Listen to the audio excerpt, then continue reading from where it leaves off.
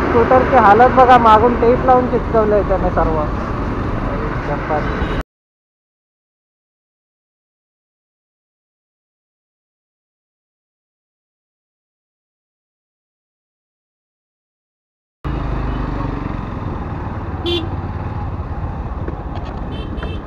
The main thing is की आजचा video आपल्या परत एकदा इंडिकेटरवरती होणार आहे.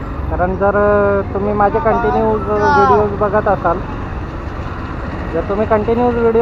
असाल, तर तुम्हाला माहीत असेल की मी आधी इंडिकेटर चेंज केलेले, ते इलेक्ट्रॉनचे लावलेले जे LED इंडिकेटर येतात. पण काही रिझनमुळे ते मागचे तुटले, पुढचे तसेच आहेत. तर मी मागे आता ॲल्युमिनियमचे लावले. आता दाखवतो तुम्हाला. हे बघा, मी हे वाले टाकून घेतलेत, म्हणजे मी स्वतःहूनच टाकलेत. ॲल्युमिनियमचे येतात हे आणि खूप छोटे, तर आजूबाजूने कोण जातं ना तर हे असे लागत नाही. ते लागून रबर पॅडिंग होती ना, ती तुटायची सारखी. मग मी हे आता छोटेवाले टाकून घेतले. आणि बघायला गेलो तर आहेत ना, हे खूप ब्राईट आहे. जर मागून कोण बघत असेल ना,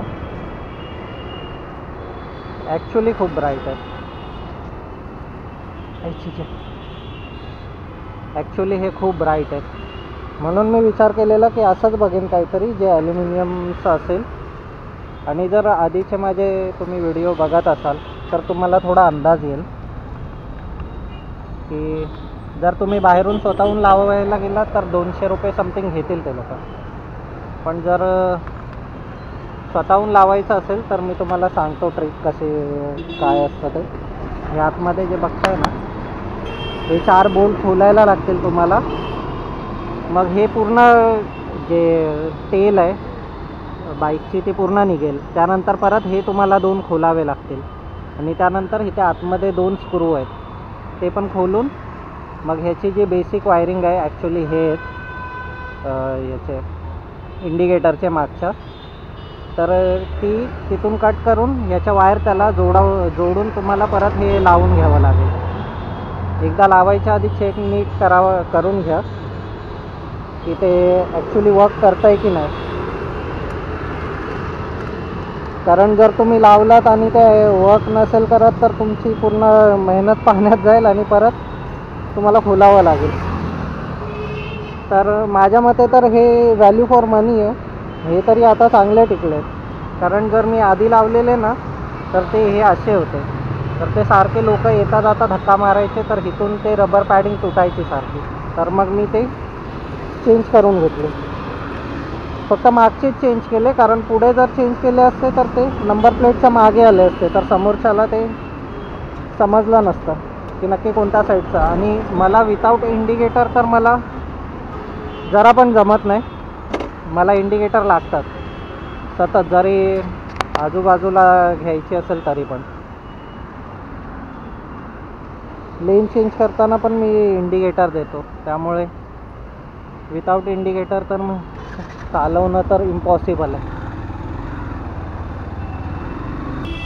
कारण जर असं तुम्ही ऑनलाईन घ्यायला गेलात ना तर ते तुम्हाला 300-350 पर्यंत भेटतं. पण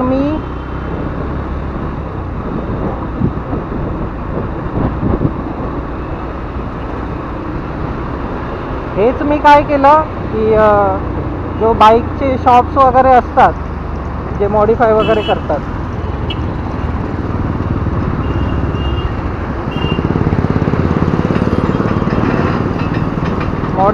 करतात, त्यांच्या इथे मी जाऊन विचारलं आहे का.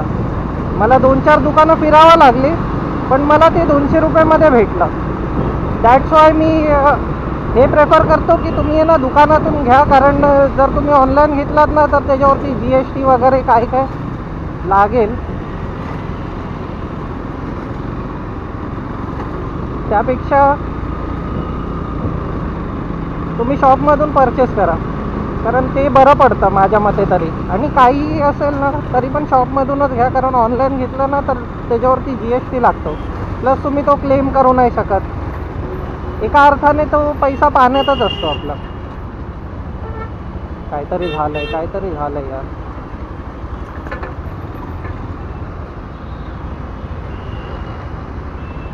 टायर पंक्चर झालंय काय?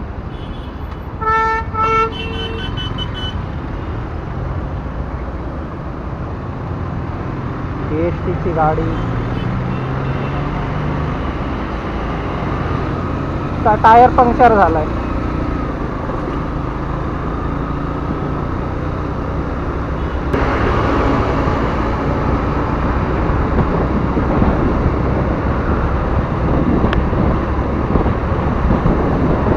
संडेला मला वेळ काढून आहे ना एकदा बाईक वॉश करायला लागणार आहे.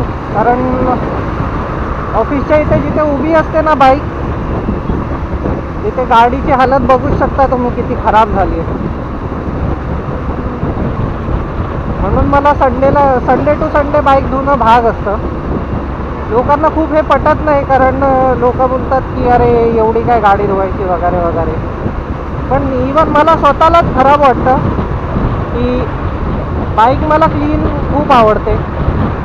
आणि इवन मी माझ्या मित्रांमध्ये जातो ना, तर प्रत्येकाच्या गाड्या एकदम धुवून स्वच्छ असतात.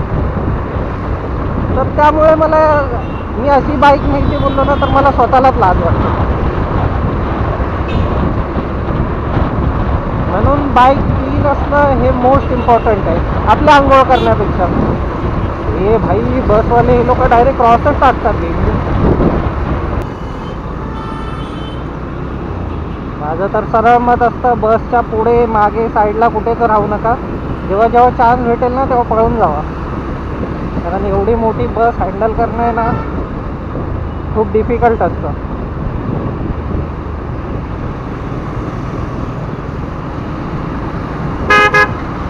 शाबास. मिरर नाही, वरून 4 व्हीलरचा हॉर्न लावलाय. हेल्मेटची क्वालिटी खराब. ओशिट.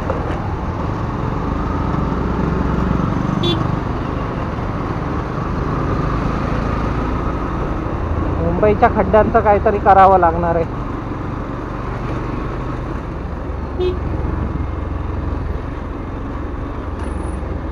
काय पडलं? पैसे पडले वाटतं माझे. आवाज तर तसाच आला.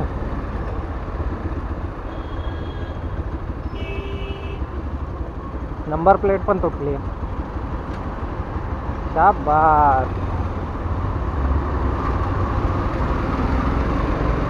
हे देशाचे जबाबदार नागरिक आहेत, जे आता 26 जानेवारीला झेंडे लावून फिरत होते. हे त्यांच्यापेक्षा जबाबदार आहेत.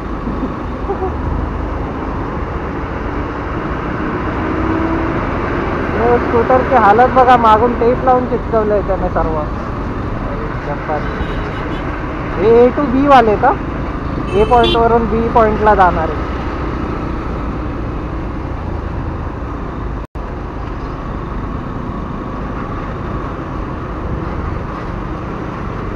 त्यांना काही फरक पडत नाही की आपली गाडी कोणत्या कंडिशनमध्ये काय आहे वगैरे वगैरे. फक्त चालते ना याच्याशी मतलब आहे. हे लोक वर्षातून एकदा सर्व्हिस करतात, जसं आपण 3 महिन्यातून करतो.